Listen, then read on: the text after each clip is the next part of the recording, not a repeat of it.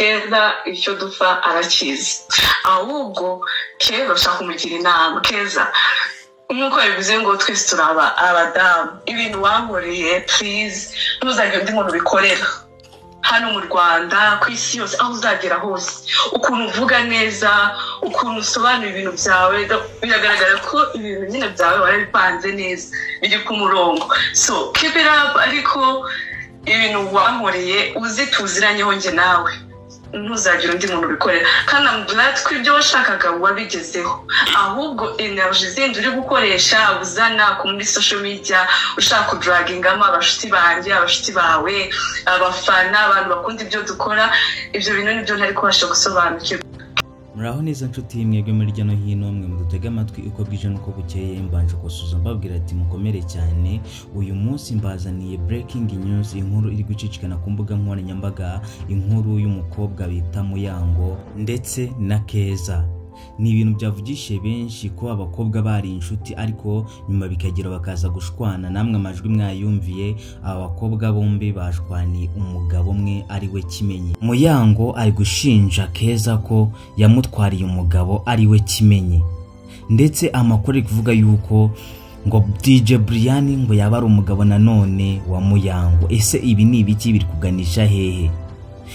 Abangaba bari inshuti mu bihe byashize, bari inshuti z'akadasohoka, bari abantu bahora baganira ku mabanga yabo, ndetse bari kuganira nyine biraho ngaho nk'inshuti bisanzwe. Ariko kuri ngubu bamaze kuba banzi hagati yabo bombi, niko nabivuga. Bamaze kuba banzi kuko uyu Keza arashinjwa gutwara Kimenyi, ndetse na Muyango arashinjwa ko we yabaryamana na DJ Brian bahuje ibitsina. Ni inkuru iri kuvugisha benshi ku mbuga nkoranyambaga, bibaza ngo ese ibingibi byaba ari ibyanyabyo cyangwa nukubeshya.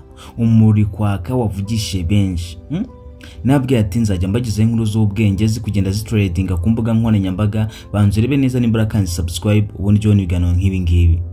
Ibi rero byakomotse hehe? Uyu ngo ni Keza yaragiye aganira na Muyango, bamaze kuganira kumbe icyo Muyango atarazi nuko Keza yamufataga record. Keza yamufataga record. Izi record rero nizo zaje kuvamo beef, zirangije zibyara urwango hagati yaba bombi. Ati gute rero? Uyu mukobwa ngo ni Keza, hari amagambo bigize uganira ari kumurikodinga, Kimenyi avuga ukuntu yari yabasora amafaranga ndetse yabariye n'imodoka. Iyi nkuru ikigera hanze yahise itungura abantu benshi, ndetse bitangira guhisa bavuga yuko uyu Keza yaba yatwaye umugabo wa Muyango ari we Kimenyi. Ibi rero byaje kugaruka gute? Ndetse inkuru zikongera zikagaruka zivuga ati DJ Brian ngo yaba aryamana na Muyango bahuje imibonano mpuzabitsina. Guys, ibi bintu byagiye bitungura benshi, bivugisha benshi ku mbuga nkoranyambaga.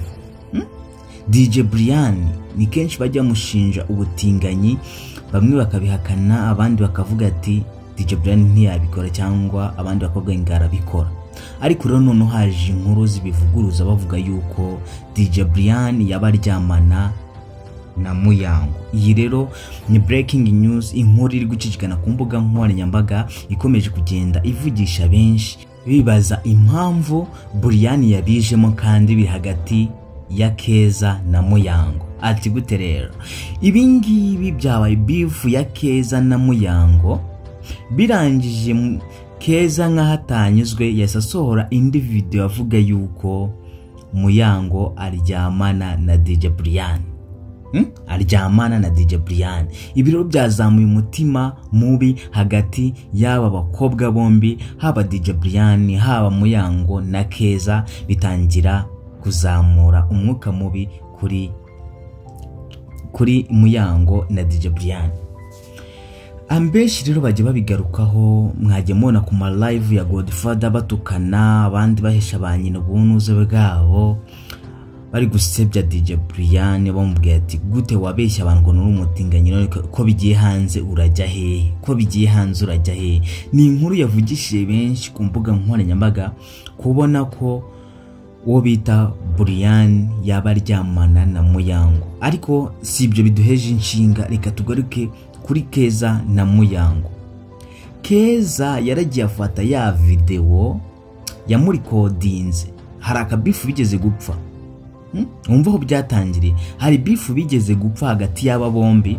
Amaze gupfa akabifu gatoya bagenduramo kanini. Uyu nguyu ngo ni Keza, abonye bidashobotse ahitamo gufata ya record yamufashe ari kwigamba ukuntu Muyango yari abasore amamodoka ndetse n'amafaranga, ahita yipininga ku rubuga rwa Instagram. Ndagira mbibutse ko abakobwa bose ari abastari, ndakeka mwese murabazi, si ngombwa ngo mbavuge umwe n'iminsi, abandi bo usinakirwa mbavuga ko murabazi. Urumva aba bakobwa rero baje gushwana kuko Keza yahise asora iyo record yamufashe Muyango ari kwigamba ukuntu yari abasora amafaranga n'amamodoka. Byatumye Muyango aseba ku mugaragaro, ndetse Muyango nazamura ijwi rigira uti Keza twabaye inshuti ndetse tuganira byinshi, ariko sinarinzi ko wantwarira umugabo wanjye Kimenyi nawe yahise abizamo. Rero biri kuvuga yuko uyu mukobwa ngo ni Keza yaba yaratwaye Kimenyi. Yaba yaratwaye Kimenyi. Ni inkuru yavugishe benshi ku mbuga nkoranyambaga, igarukwa n'abantu bagiye batandukanye ko uyu nguyu ngo ni Muyango yaba ngo yaratwariwe umugabo Keza. Keza ngo yamutwariye umugabo. Ni inkuru ikuvugisha benshi ku mbuga nkoranyambaga. Inkuru yagiye igarukwaho n'ibitangazamakuru bigiye bitandukanye no mu Rwanda, ba Godfather ndetse abo ba Emirene, bibaza impamvu uyu mukobwa ngo ni Keza yaba hari icyo ari gupfa na Muyango. Bari inshuti z'akadasohoka, bari inshuti zisanzwe ndetse ziganira ibintu byiza biri aho ngaho. Reka mbibutse rero nahangaha turangirije inkuru y'uyu munsi. Mbibutsa ko mwakandi subscribe kujya mujye mubona ibiganiro nk'ibi ngibi byo trading ku mbuga nkoranyambaga. Mbibutsa ko njye ubagezaho banyitira dukunda Kevin. Reba neza niba urakanze uyikande mutayikanda uyikande kujya ubona ibiganiro nk'ibi ngibi by'ubwenge. Reka mbabwire ati duhure ku rubuga rwa YouTube tuze gusubira mu biganiro bindi ngiye kugenda nshyiraho. Nababwire ati nzajya mbatamo buri munsi buri ku inkuru igisoka.